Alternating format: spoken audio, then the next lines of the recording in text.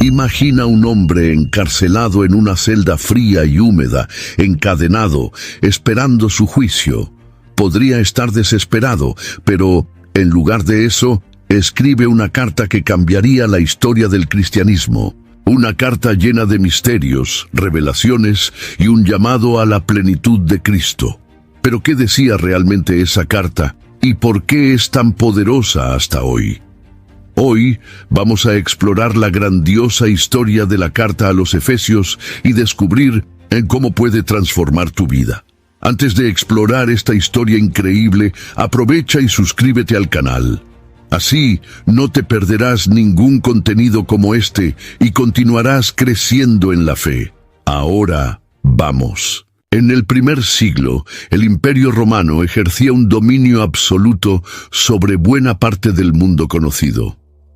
La Pax Romana, un período de relativa estabilidad impuesto por Roma, proporcionaba rutas seguras para el comercio y la circulación de ideas. Entre las muchas ciudades florecientes bajo este imperio, Éfeso se destacaba como uno de los principales centros urbanos de Asia Menor. Localizada en la actual Turquía, era un polo comercial vital, albergando uno de los mayores puertos de la región y conectando diversas rutas terrestres que llevaban al interior del continente. Pero, además de su importancia económica, Éfeso era un centro religioso y espiritual. Su templo dedicado a la diosa Diana, también llamada Artemisa, era una de las 7 maravillas del mundo antiguo y atraía peregrinos de todas partes. Hechos de los Apóstoles, capítulo 19, versículo 27. La ciudad poseía una atmósfera cargada de paganismo. Los sacerdotes del templo de Diana acumulaban grandes riquezas a través de la venta de amuletos e imágenes de la diosa, mientras magos y practicantes de hechicería prometían poder y conocimiento oculto a los que buscaban sus artes. La idolatría estaba profundamente arraigada en la cultura efesia, convirtiéndose no solo en un aspecto religioso, sino también en un negocio altamente lucrativo. Esa influencia espiritual corrompía incluso la moral de la sociedad, donde la inmoralidad sexual, la explotación y la injusticia social eran normalizadas. En ese escenario, cualquier mensaje que desafiara la adoración a Diana representaba una amenaza directa a la economía y cultura de la ciudad. Además de la idolatría, Éfeso también estaba marcada por una diversidad de filosofías y religiones orientales. Griegos, romanos, judíos y pueblos de otras regiones convivían allí, trayendo consigo creencias y prácticas variadas. Los judíos, a pesar de tener sinagogas establecidas en la ciudad, eran una minoría, y su monoteísmo contrastaba fuertemente con la religiosidad politeísta dominante. Este era el ambiente donde el cristianismo intentaría establecerse, enfrentándose tanto a la oposición de los paganos como a la resistencia de algunos judíos que rechazaban el mensaje de Cristo. La ubicación estratégica de Éfeso hacía de ella un lugar crucial para la expansión del Evangelio. Cualquier mensaje que ganara fuerza allí podría expandirse rápidamente por toda Asia Menor. Pero plantar la semilla del cristianismo en ese suelo espiritualmente hostil requeriría coraje, fe y una acción poderosa de Dios. Fue en este contexto que el apóstol Pablo, el mayor misionero de la iglesia primitiva, llegaría a la ciudad años más tarde, iniciando uno de los ministerios más impactantes de la historia. Mal sabía Éfeso que estaba a punto de ser sacudida por un avivamiento que desafiaría los cimientos de su idolatría y transformaría para siempre la vida de muchos de sus habitantes. Pablo llegó a Éfeso por primera vez durante su segunda viaje misionera, acompañado por Priscila y Aquila, una pareja de judíos cristianos que él había conocido en Corinto. A pesar del potencial de la ciudad como campo misionero, su estadía fue breve.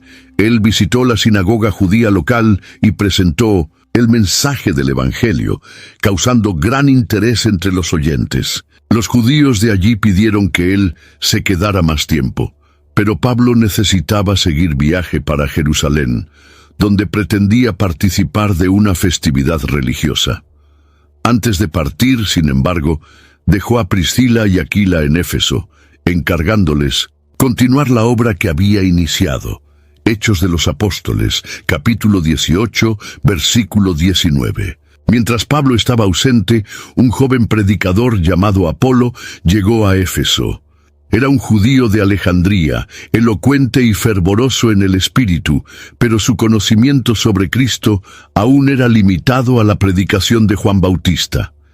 Él hablaba con audacia en la sinagoga, pero no comprendía plenamente la obra redentora de Jesús. Al oír su predicación, Priscila y Aquila percibieron esta deficiencia y, con sabiduría, tomaron a Apolo bajo su orientación, enseñándole más detalladamente el camino del Señor. Apolo pronto se convirtió en un gran predicador del Evangelio, viajando a Acaya, donde ayudaría a fortalecer la iglesia. Hechos de los Apóstoles, capítulo 18, versículo 26. Algún tiempo después, durante su tercera viaje misionera, Pablo retornó a Éfeso, ahora dispuesto a permanecer allí por un período más largo. Al llegar, encontró un grupo de cerca de 12 discípulos que habían creído, pero que no habían recibido el Espíritu Santo. Cuestionándolos, descubrió que ellos habían sido bautizados solo en el bautismo de Juan Bautista, que era un bautismo de arrepentimiento, pero no tenían conocimiento de la plenitud de la nueva alianza en Cristo.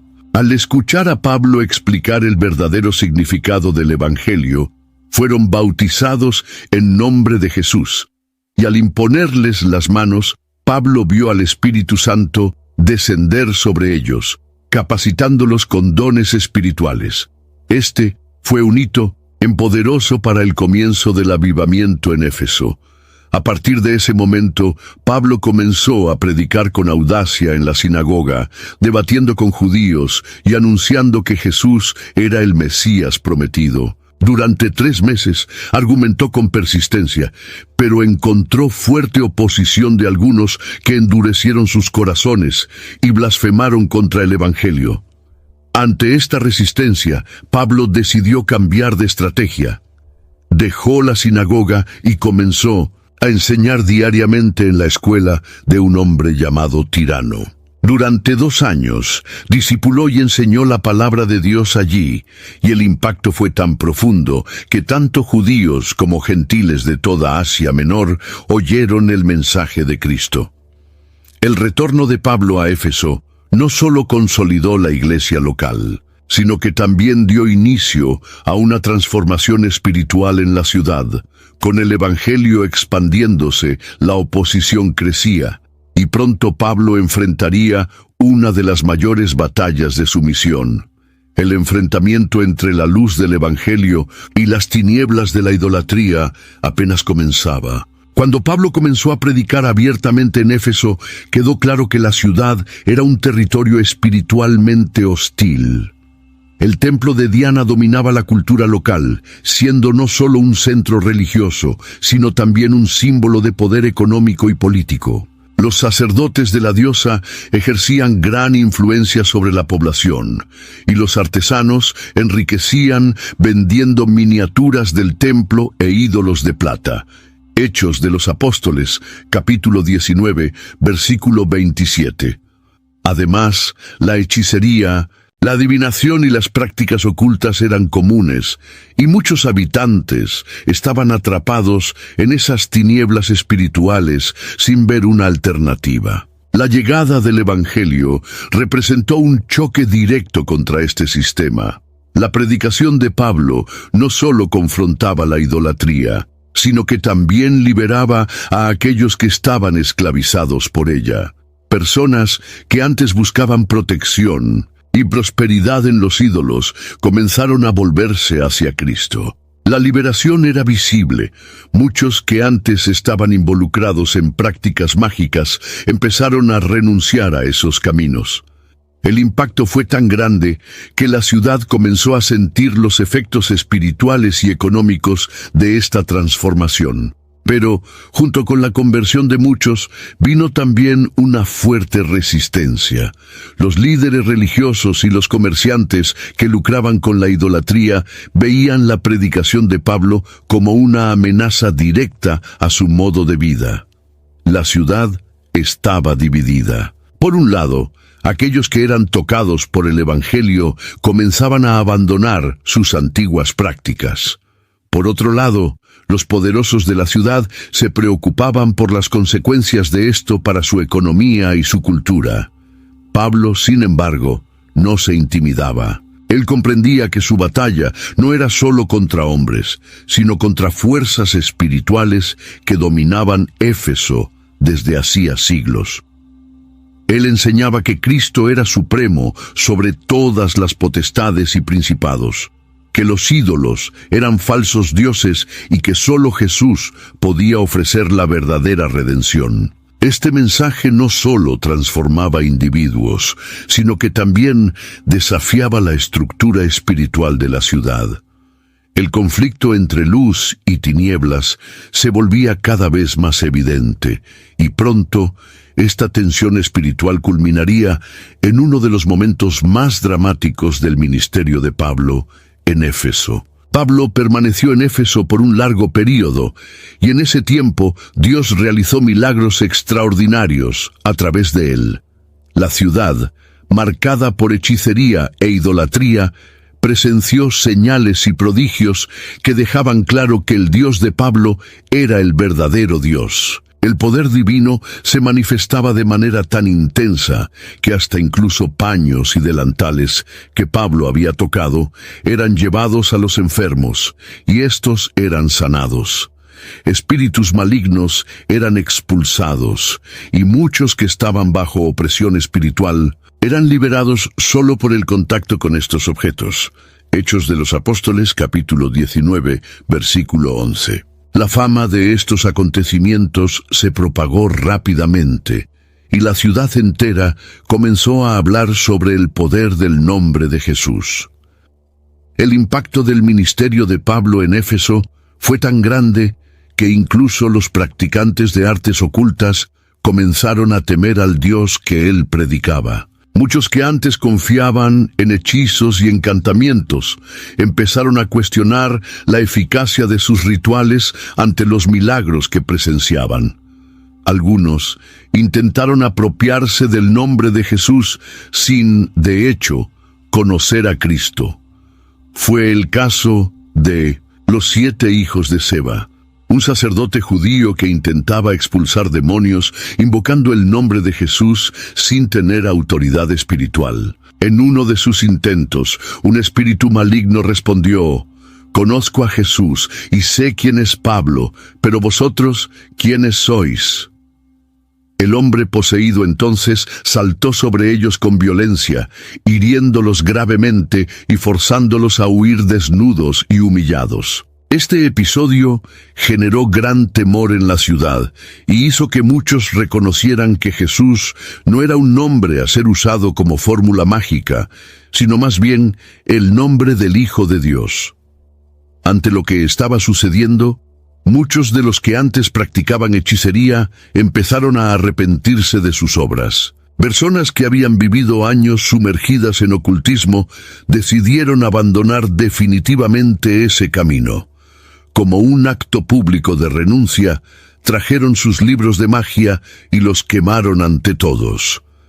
El valor de esos libros era inmenso, equivalente a 50.000 monedas de plata, una cantidad astronómica para la época. Este sacrificio financiero mostraba el nivel de compromiso de aquellos nuevos convertidos.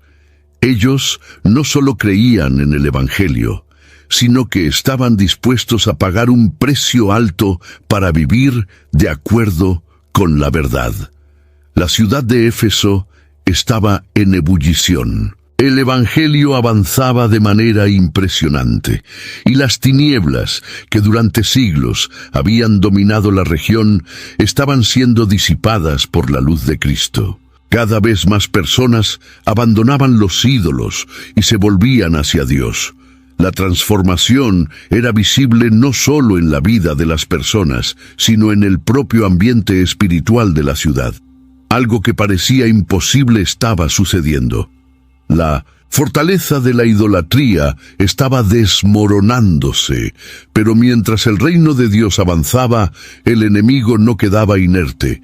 Los milagros y conversiones comenzaron a generar descontento entre aquellos que lucraban con la idolatría. El mensaje de Pablo no solo amenazaba las creencias tradicionales, sino que también ponía en riesgo la economía local. El crecimiento de la iglesia en Éfeso estaba a punto de desatar una gran revuelta. El crecimiento de la iglesia en Éfeso trajo consigo una consecuencia inevitable: la decadencia del comercio de idolatría. Los artesanos que fabricaban estatuas de plata de la diosa Diana comenzaron a percibir que sus ventas estaban cayendo y drásticamente. El principal responsable de esta crisis era Pablo, que predicaba que los dioses hechos por manos humanas no son dioses de verdad. El temor se extendió entre los artífices, pues, si el cristianismo continuaba creciendo, su medio de sustento desaparecería. Hechos de los Apóstoles, capítulo 19, versículo 26. Ante esta amenaza, un próspero orfebre llamado Demetrio organizó una reunión con los otros artesanos para discutir el problema e incitarlos a la revuelta contra Pablo y sus compañeros. La indignación rápidamente se transformó en furia. Los artífices, inflamados por las palabras de Demetrio, comenzaron a esparcir su revuelta por la ciudad. En poco tiempo, una multitud enloquecida tomó las calles de Éfeso, gritando en defensa del honor de la diosa Diana. La revuelta pronto alcanzó proporciones incontrolables. Los seguidores de Pablo, Gayo y Aristarco fueron agarrados y arrastrados hasta el teatro de la ciudad, un inmenso anfiteatro que acogía miles de personas. Allí, la multitud gritaba frenéticamente, exaltando a Diana y maldiciendo a los cristianos. El caos se instaló, y la ciudad entera parecía al borde de una gran tragedia. Pablo, al saber lo que estaba sucediendo, quiso dirigirse al teatro para hablar a la multitud e intentar calmar los ánimos. Sin embargo, sus amigos lo impidieron, temiendo que fuera linchado por la multitud enfurecida. Incluso algunas autoridades romanas que simpatizaban con Pablo le enviaron mensajes pidiendo que no se expusiera al peligro. Ante la situación, Pablo fue forzado a permanecer escondido mientras el tumulto se desarrollaba. La tensión era enorme y el destino de sus compañeros estaba en manos de una multitud ciega por la ira y la devoción a Diana. Durante 2 horas, la turba gritó sin parar: ¡Grande es Diana de los Efesios! El teatro entero temblaba con los gritos de la multitud, y la violencia inminente flotaba en el aire. Pero entonces, un alto funcionario de la ciudad intervino, pidiendo silencio y recordando a todos que estaban poniendo a Éfeso en riesgo de castigo por parte de Roma. Argumentó que, si Pablo había cometido algún crimen, debía ser juzgado por los tribunales adecuados y no por un linchamiento público. Sus palabras trajeron un momento de reflexión, y poco a poco la multitud comenzó a dispersarse. El tumulto, aunque contenido, dejó claro que la permanencia de Pablo en Éfeso se volvía cada vez más peligrosa. Había ganado muchas almas para Cristo, pero también se había convertido en blanco de una hostilidad creciente. Así, tras un tiempo, reunió a los discípulos, se despidió de ellos y partió hacia Macedonia. Su misión en Éfeso había concluido, pero el impacto de lo que había hecho allí resonaría durante muchos años. La iglesia en Éfeso, aunque joven, había sido forjada en medio de la persecución y el enfrentamiento con las tinieblas espirituales. El trabajo de Pablo no solo estableció una comunidad de fe, sino que también sembró las semillas para algo mucho más grande. Sin embargo, la historia de esta iglesia estaba lejos de terminar. Años más tarde, desde una celda en Roma, Pablo volvería a hablar con los efesios, no con su voz, sino a través de una carta que se convertiría en una de las más profundas y reveladoras de la fe cristiana. La partida de Pablo de Éfeso no fue solo un cambio de ruta, fue un adiós cargado de emoción y significado. Aunque había dejado la ciudad a toda prisa debido a la persecución, nunca dejó de preocuparse por los hermanos que allí quedaron. Durante sus viajes misioneros, Pablo supo que enfrentaría tiempos difíciles. El Espíritu Santo ya le revelaba que cadenas y tribulaciones lo aguardaban. Aún así, decidió continuar su viaje y antes de seguir hacia Jerusalén, quiso hacer una última parada significativa, encontrarse con los ancianos de la iglesia de Minos y Éfeso, Hechos de los Apóstoles, capítulo 20, versículo 17. Como entrar nuevamente en Éfeso podría ser peligroso, Pablo pidió que los líderes de la iglesia se encontraran con él en Mileto, una ciudad cercana. Cuando llegaron, Pablo, profundamente conmovido, hizo un discurso memorable. Recordó su tiempo en Éfeso, su dedicación al Evangelio y los sufrimientos que enfrentó. Dijo que nunca dejó de predicar la verdad, tanto en público como en privado, llamando a judíos y gentiles al arrepentimiento. Ahora, sin embargo, estaba siendo llevado por el Espíritu Santo a Jerusalén sin saber exactamente lo que le esperaba, excepto que la prisión y las tribulaciones eran ciertas. Las palabras de Pablo fueron directas e impactantes. Advirtió a los ancianos sobre los peligros que la iglesia enfrentaría. Dijo que lobos feroces entrarían en medio del rebaño y que incluso entre los propios cristianos surgirían falsos maestros para desviar a los discípulos de la verdad. Les exhortó a vigilar y a recordar su ejemplo. Un ministerio dedicado, sin búsqueda de riquezas, sino sostenido por el trabajo y la gracia del Señor. Por último, citó una frase conmovedora: «Más bienaventurada cosa es dar que recibir», resaltando la esencia del servicio cristiano. El impacto de sus palabras fue tan profundo que todos comenzaron a llorar. Sabían que nunca más volverían a ver a Pablo. El apóstol, conmovido, se arrodilló y oró con ellos. El clima era de despedida y gratitud. Cuando Pablo terminó, los ancianos lo abrazaron, lloraron sobre su hombro y lo acompañaron hasta el barco. El hombre que había sido usado por Dios para transformar Éfeso ahora partía, dejando atrás una iglesia fuerte, pero también un vacío en el corazón de sus hermanos. Esta despedida marcó el fin de una era. Pablo seguiría hacia Jerusalén, donde sería arrestado, juzgado y enviado a Roma. Pero incluso encarcelado, su misión no terminaría. Por el contrario, fue desde la prisión que escribiría una de las epístolas más poderosas jamás registradas, la carta a los Efesios. El destino de Pablo cambió drásticamente después de su partida de Mileto. En Jerusalén fue falsamente acusado por los líderes judíos, atacado por la multitud y casi muerto. Fue salvado por los soldados romanos, pero terminó detenido. Después de un largo período de juicios y persecuciones, apeló a César, su derecho como ciudadano romano, y fue enviado a Roma para ser juzgado. Hechos de los Apóstoles, capítulo 28, versículo 16. Roma era el centro del imperio, una ciudad de esplendor y decadencia, donde la política y la corrupción caminaban codo a codo. Pablo, sin embargo, no llegó a ser lanzado a una mazmorras. Estuvo bajo arresto domiciliario, custodiado por soldados, pero aún tenía libertad para recibir visitantes y enseñar. Fue en ese periodo que escribió 4 cartas que se conocieron como Epístolas de la Prisión: Filipenses, Colosenses, Filemón y Efesios.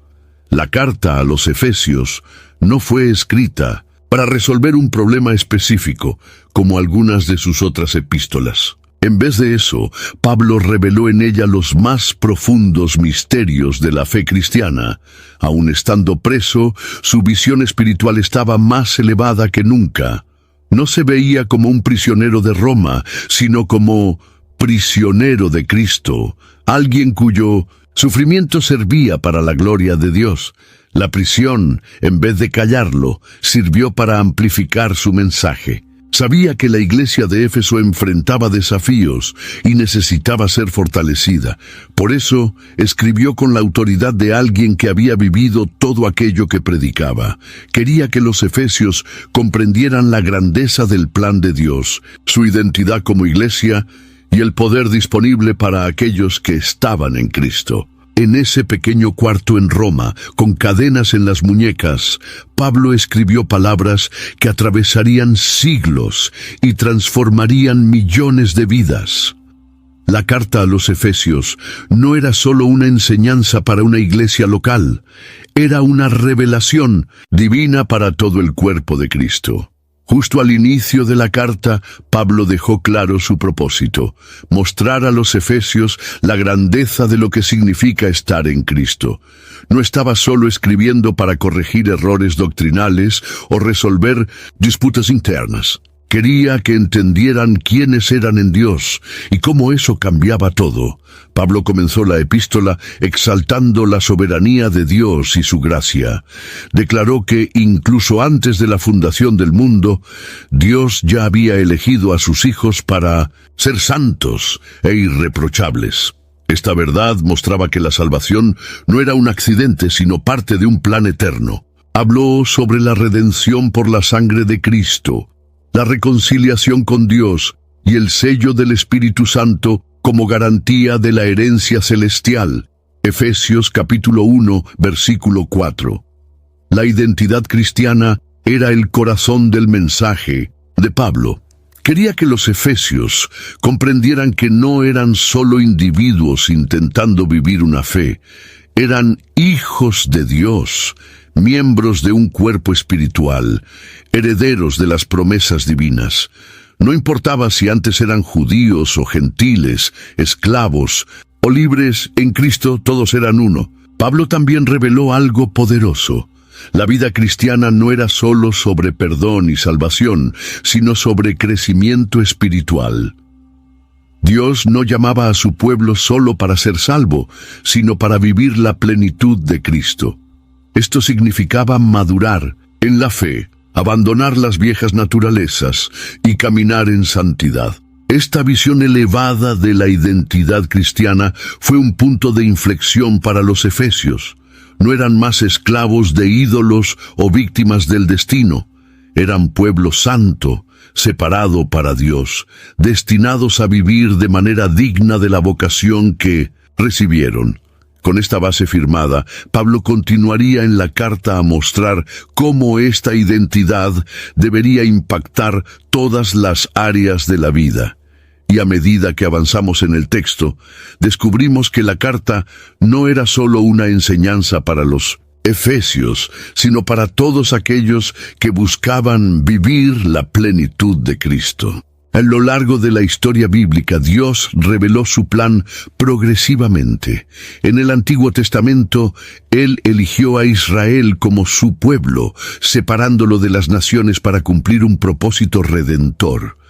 Sin embargo, había un misterio aún no totalmente comprendido. ¿Cómo reuniría Dios a judíos y gentiles en un solo pueblo, sin distinción? Este misterio fue plenamente revelado en la carta a los Efesios, donde Pablo anunció que, por medio de Cristo, Dios estaba uniendo a todas las personas en un solo cuerpo espiritual, la Iglesia. Efesios, capítulo 3, versículo 6. Para los judíos, esta idea era difícil de aceptar. Durante siglos se veían como el pueblo exclusivo de Dios, separados de los gentiles por las leyes y los mandamientos. Ya los gentiles, por su parte, estaban acostumbrados a ser vistos como extranjeros, indocumentados de las promesas divinas. Pero Pablo declaró algo revolucionario: en Cristo no había más barreras. Judíos y gentiles ahora compartían la misma herencia, la misma promesa y el mismo espíritu. El muro de separación había sido derribado y el nuevo templo de Dios no era más un edificio físico, sino un pueblo espiritual edificado sobre Cristo. Esa revelación era tan impactante que Pablo la llamó el misterio oculto desde los siglos. Dios, en su sabiduría, había guardado este plan hasta que Cristo viniera al mundo y por medio de su cruz reconciliara a todos los pueblos. Esta nueva realidad transformaba completamente el concepto de fe. Lo que antes era restringido a una nación, ahora se extendía a todas las tribus, lenguas y naciones. La Iglesia, por lo tanto, no era una organización humana, sino un organismo vivo, sustentado por el Espíritu Santo. Pablo enfatizó que los cristianos no eran solo individuos buscando a Dios aisladamente, sino miembros unos de otros, unidos por la misma sangre redentora. Este entendimiento cambió la forma en que los primeros cristianos vivían y cómo la fe fue esparcida por el mundo. El misterio de la Iglesia era una prueba de la infinita sabiduría de Dios. Él estaba creando un pueblo que no era definido por fronteras geográficas o culturales, sino por la fe en el Hijo de Dios. Este nuevo pueblo tendría una misión clara: ser la manifestación visible del reino de Dios en la tierra. Tras revelar el misterio de la Iglesia, Pablo enfatizó una verdad esencial. La unidad entre los cristianos era la base para que la Iglesia cumpliese su misión. Comenzó el capítulo 4 de su carta con un fuerte llamado para que los efesios viviesen de forma digna de esa vocación, preservando la paz y la armonía entre los hermanos. Efesios capítulo 4, versículo 3. Para Pablo, esta unidad no era algo opcional o superficial. Era un reflejo de la propia naturaleza de Dios. Así como existe un solo Dios, un solo Señor y un solo Espíritu, también debería haber un solo cuerpo, una sola fe y un solo bautismo. Esta verdad mostraba que la Iglesia no podría ser dividida por disputas o egoísmo. La comunión entre los creyentes era esencial para que el mundo vislumbrara la gloria de Dios. Sin embargo, esta unidad no significaba uniformidad. Pablo dejó claro que Dios concedió dones diferentes a cada miembro de la Iglesia. Algunos fueron llamados para ser apóstoles, otros profetas, otros evangelistas, pastores y maestros. Estos dones no eran para exaltación personal, sino para la edificación del cuerpo de Cristo. La madurez espiritual venía cuando cada miembro ejercía su función correctamente, contribuyendo al crecimiento de la Iglesia como un organismo saludable. La madurez cristiana era uno de los objetivos de esta unidad. Pablo afirmó que Dios quería que su pueblo creciera hasta alcanzar la estatura de Cristo. Esto significaba abandonar comportamientos infantiles, rechazar falsas doctrinas y permanecer firmes en la verdad. Un cristiano maduro no era fácilmente engañado por vientos de enseñanzas engañosas, sino que permanecía arraigado en la palabra. Esta visión de unidad fue un desafío para la Iglesia primitiva, así como continúa siendo para la Iglesia moderna. El verdadero cristianismo no se basa en divisiones denominacionales o diferencias culturales, sino en la plena unidad en Cristo. Cuando los cristianos viven en armonía, el mundo ve el reflejo del amor de Dios. La transformación que Pablo enseñaba no era solo teórica, debía ser visible en la vida diaria. Comparó la vida cristiana con un acto de despojarse de la vieja naturaleza y vestirse de la nueva. Los efesios eran llamados a abandonar al viejo hombre marcado por el pecado, la mentira, la ira y la inmoralidad, y a revestirse del nuevo hombre creado según la justicia y santidad de Dios. Efesios, capítulo 4, versículo 24. Esta nueva naturaleza no era simplemente un conjunto de reglas religiosas. Era un cambio profundo en el carácter. fruto de la obra del Espíritu Santo. Pablo exhortó a los efesios a hablar la verdad, a controlar sus emociones y a vivir en amor. El cristiano no debía robar, sino trabajar honestamente. No debía usar palabras destructivas, sino palabras que edifican. No debía ceder a la amargura y al odio, sino perdonar, así como Cristo los perdonó. El cambio no era solo externo, sino interno. Pablo dejó claro que la antigua forma de vivir estaba corrompida por los deseos engañosos y que la renovación de la mente era esencial. La verdadera conversión ocurría cuando la mentalidad era transformada y alineada con la voluntad de Dios. Esto significaba no solo evitar el pecado, sino desear lo que era puro y santo. Esta enseñanza era particularmente importante para los efesios, que vivían en una ciudad donde la inmoralidad estaba normalizada. El culto a Diana involucraba prácticas sexuales paganas y la sociedad estaba sumergida en lujuria y corrupción. Pero Pablo los llamaba a un estándar más alto, un estilo de vida que reflejara la gloria de Dios. El llamado para vivir la plenitud de Cristo involucraba un compromiso diario. No bastaba con oír el mensaje o estar de acuerdo con él. Era necesario ponerlo en práctica, viviendo de manera digna del llamado celestial. Pablo nunca trató la fe cristiana como algo meramente filosófico o teórico.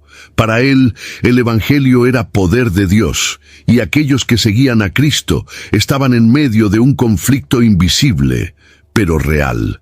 Sabía que la lucha de la Iglesia no era solo contra opositores humanos, sino contra fuerzas espirituales que operaban entre bastidores de la historia. Por eso, en su carta a los Efesios, reveló la realidad de una batalla invisible, donde los cristianos enfrentaban enemigos muy por encima de la carne y la sangre. Efesios capítulo 6, versículo 12. El apóstol describió un escenario de guerra. Había un enemigo poderoso y organizado, el diablo y sus ejércitos de demonios, que actuaba en diferentes esferas de la existencia.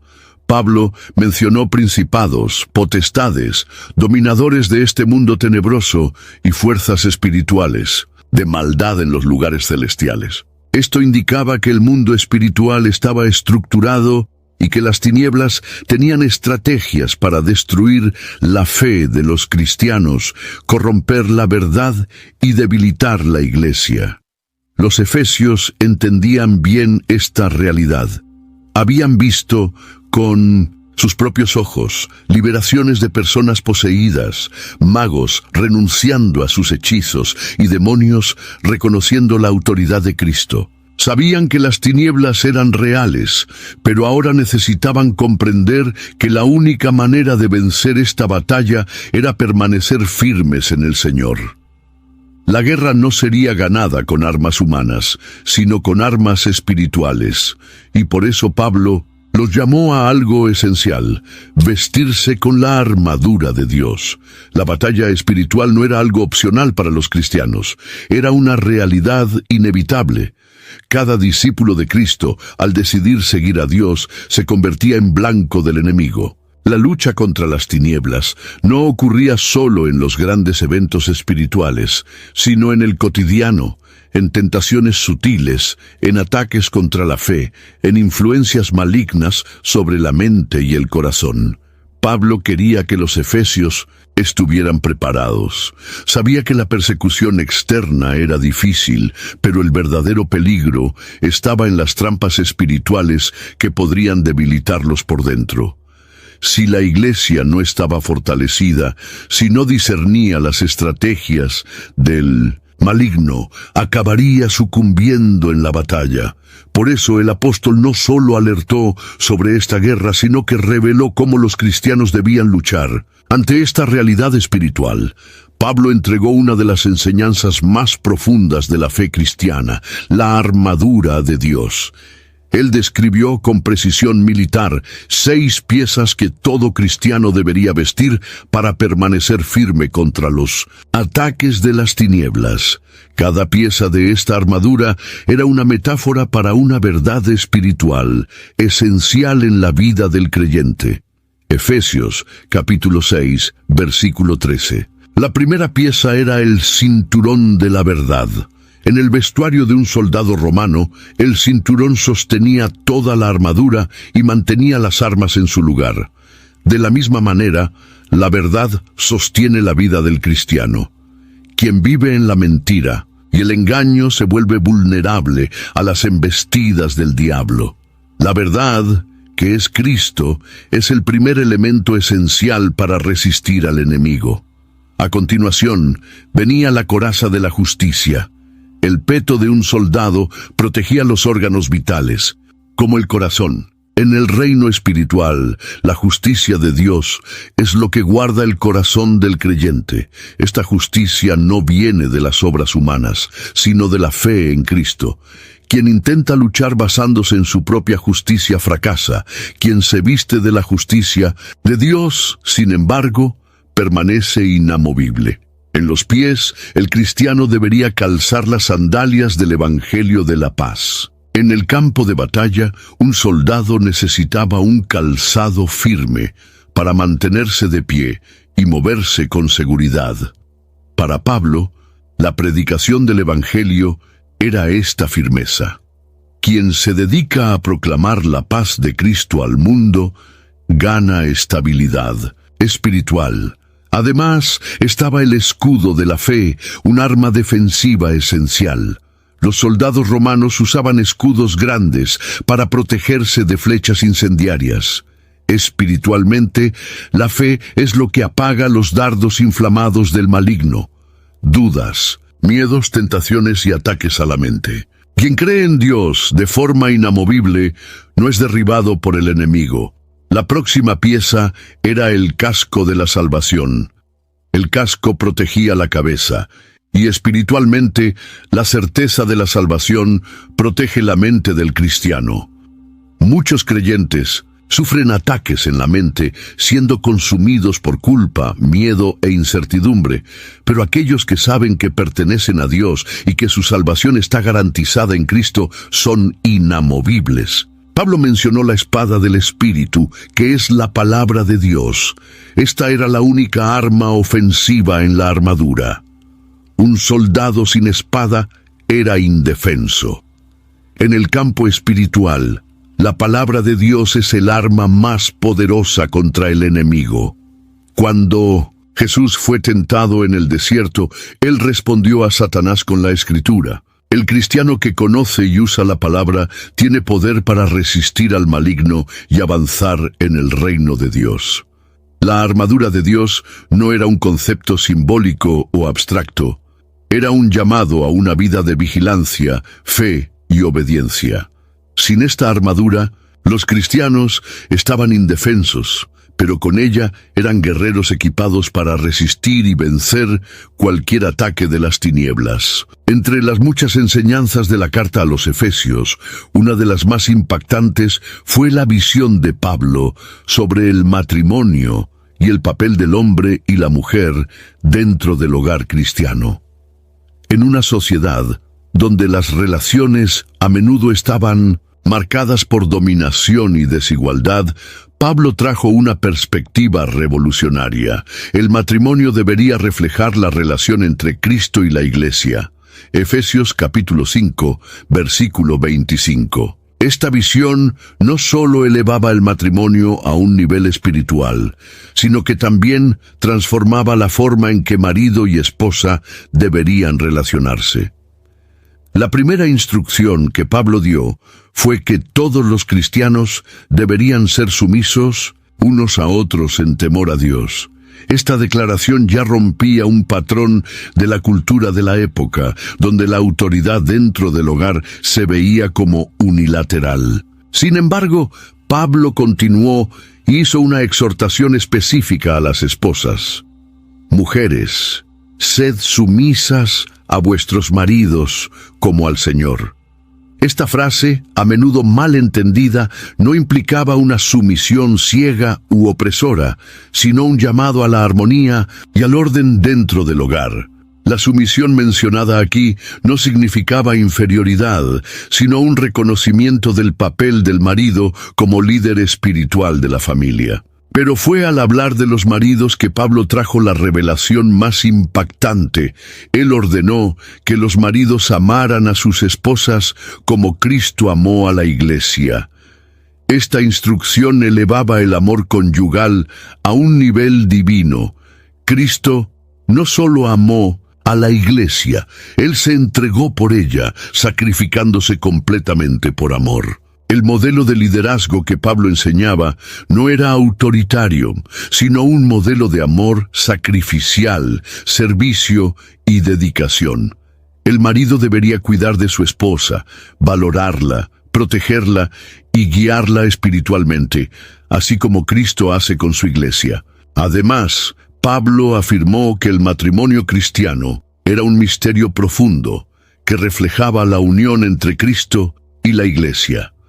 Así como Cristo y la Iglesia son un solo cuerpo, marido y esposa también deberían ser uno solo. Eso significaba que el matrimonio iba más allá de un contrato social. Era un símbolo vivo de la redención, una representación visible del amor de Dios por su pueblo. Esta visión transformaba completamente el sentido del matrimonio, convirtiéndolo en una alianza espiritual inquebrantable. Pablo concluyó su enseñanza con un principio poderoso. El marido debe amar a su esposa como ama a sí mismo, y la esposa debe respetar a su marido. El amor y el respeto eran los dos pilares esenciales para un matrimonio saludable. Si el marido amara a su esposa con el amor de Cristo y la esposa respetara a su marido con reverencia, ambos experimentarían una relación marcada por plenitud, unidad y crecimiento espiritual. De esta manera, Pablo estableció un modelo de matrimonio que no estaba basado en la cultura o la tradición, sino en la propia naturaleza de Dios.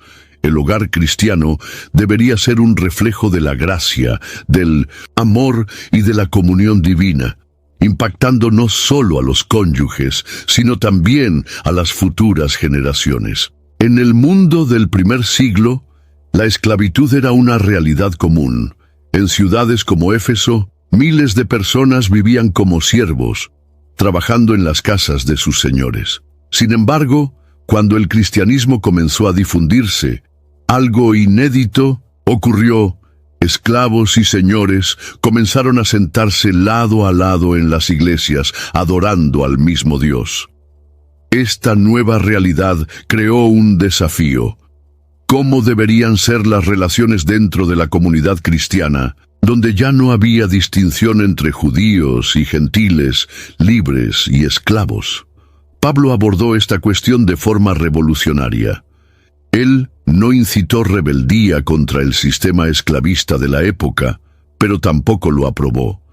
En lugar de eso, trajo una verdad que cambiaría la estructura social de la Iglesia. El Evangelio trasciende cualquier posición social.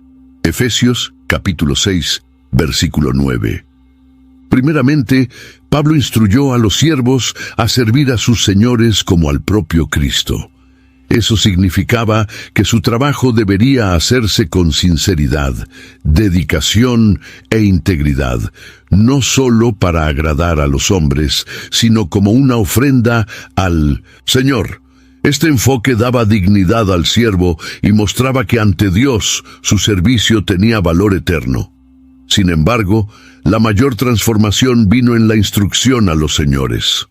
Pablo ordenó que ellos trataran a sus siervos con justicia, sin amenazas, recordando que también tenían un Señor en los cielos. Eso era algo radical. En el mundo romano, un señor tenía autoridad absoluta sobre sus esclavos y podía castigarlos severamente sin consecuencias. Pero Pablo estaba diciendo que los señores también eran siervos de Cristo y deberían tratar a sus empleados con bondad y respeto. Este mensaje cambió todo. En lugar de un sistema basado en el miedo y la opresión, Pablo introdujo el principio de la hermandad cristiana, donde todos eran iguales ante Dios. Un señor cristiano no podría ver más a su siervo como un objeto, sino como un hermano en Cristo. Eso sembró las semillas para la futura abolición de la esclavitud dentro del cristianismo. Lo que Pablo enseñó en Efesios no era solo una reforma social, sino una transformación espiritual. Cuando el Evangelio entra en una sociedad, no solo cambia leyes, cambia corazones. Y cuando los corazones son transformados, la justicia y la dignidad se vuelven inevitables. Tras revelar la realidad de la batalla espiritual y la necesidad de vestirse con la armadura de Dios, Pablo añadió un elemento esencial para la vida cristiana: la oración. Él sabía que por más fuerte que fuera la armadura, un soldado sin comunicación con su comandante no podría ganar la guerra. Así concluyó su instrucción sobre la batalla espiritual con un llamado claro: oren en todo tiempo con toda oración y súplica en el Espíritu. Efesios capítulo 6, versículo 18. Para Pablo, la oración no era solo un acto religioso o una formalidad, sino la primera línea de defensa en la guerra espiritual. Los efesios vivían en una ciudad dominada por fuerzas ocultas y necesitaban estar espiritualmente vigilantes. La oración no era solo un pedido de bendiciones, sino una posición en el reino de Dios, un clamor que fortalecía a los santos y frustraba los planes del maligno. Él también destacó que la oración debía ser constante e intensa. El término orar en todo tiempo indicaba que el cristiano debería estar siempre en comunión con Dios, independientemente de las circunstancias. La vigilancia era necesaria, pues el enemigo no descansaba. La guerra no se ganaba solo con palabras, sino con súplicas fervorosas, llenas del Espíritu Santo. Además, Pablo pidió específicamente que los efesios oraran por él. A pesar de ser un gigante espiritual, él reconocía su necesidad de la intercesión de los hermanos.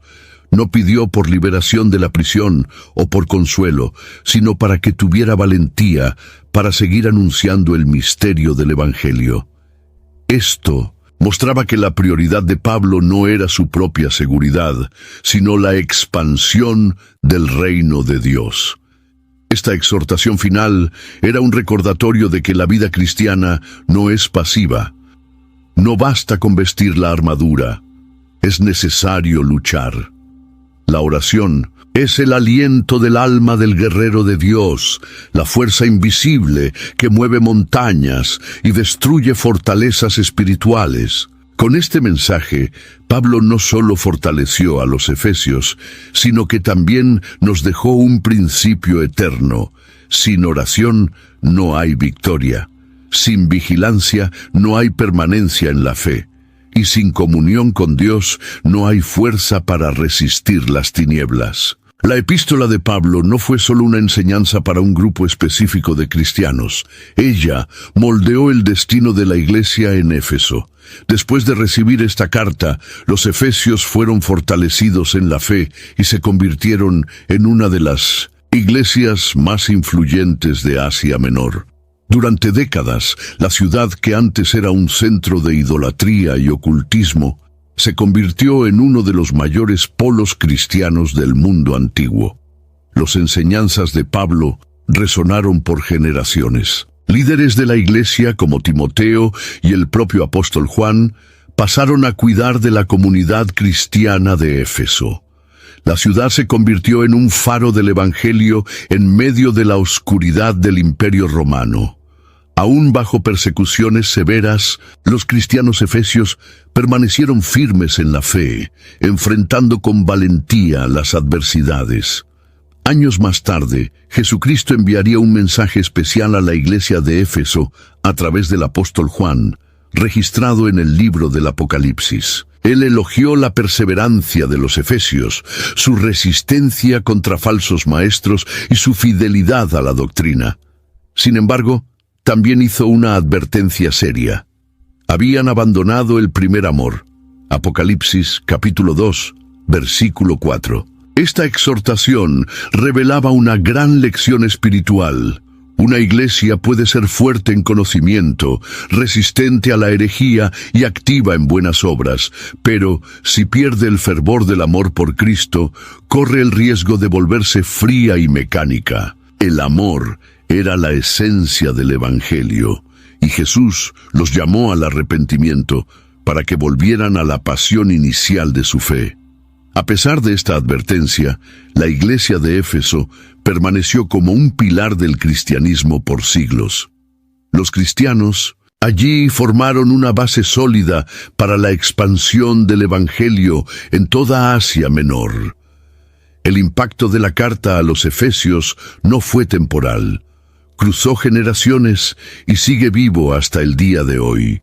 La carta a los Efesios no fue solo una carta para un grupo de creyentes del primer siglo, es un documento vivo que sigue moldeando la fe de millones alrededor del mundo. Sus enseñanzas son tan relevantes hoy como lo eran hace 2000 años. Esta carta nos revela quiénes somos en Cristo. En un mundo donde la identidad de las personas está definida por estatus, apariencia y logros materiales, Efesios nos recuerda que nuestra verdadera identidad está en Dios. Somos hijos adoptivos, herederos de las promesas, sellados con el Espíritu Santo y llamados a un propósito eterno. También nos enseña cómo vivir en unidad. En una época de divisiones, conflictos y sectarismos dentro de la iglesia, Efesios nos llama de vuelta a la visión de un solo cuerpo, una sola fe, un solo Señor. La iglesia no es un conjunto de denominaciones, sino un organismo vivo, donde cada miembro tiene un papel esencial. Además, Efesios nos equipa para la batalla espiritual. Vivimos en tiempos de intensos ataques contra la fe, pero esta carta nos muestra que Dios ya nos ha dado todo lo que necesitamos para resistir.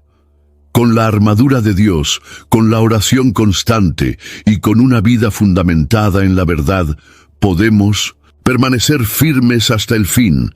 Y sobre todo, esta carta nos enseña sobre el amor de Cristo, un amor que nos redimió, que nos unió como iglesia, que nos transformó y que nos capacita para vivir de manera digna del llamado celestial. Este amor es el centro de nuestra fe, y es Él quien nos mantiene ligados a nuestro Señor. La carta a los Efesios comenzó como un pergamino escrito por un prisionero en Roma, pero se convirtió en un faro para todas las generaciones de cristianos. Sus palabras resuenan a través de los siglos, llamando a cada uno de nosotros a vivir en la plenitud de Cristo. El llamado de esta carta aún resuena. ¿Quién eres en Cristo? ¿Vives como parte del cuerpo de Cristo? ¿Estás preparado para la batalla espiritual? ¿Has buscado la plenitud del amor de Dios? El tiempo pasa, pero el mensaje de Efesios nunca envejece. La carta sigue viva, transformando vidas, fortaleciendo la iglesia y llamándonos a vivir en santidad, en amor y en poder. Pues aquel que nos llamó es fiel, y su reino jamás tendrá fin.